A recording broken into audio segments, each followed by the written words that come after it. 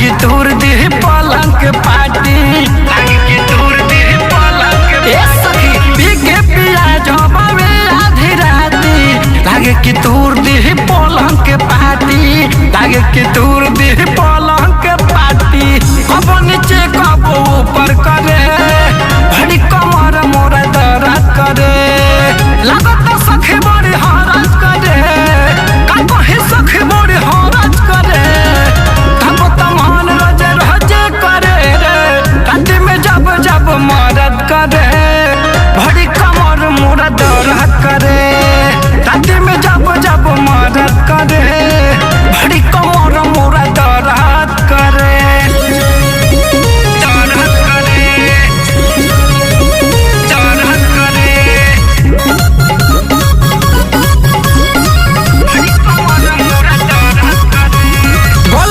हौसला जबाबा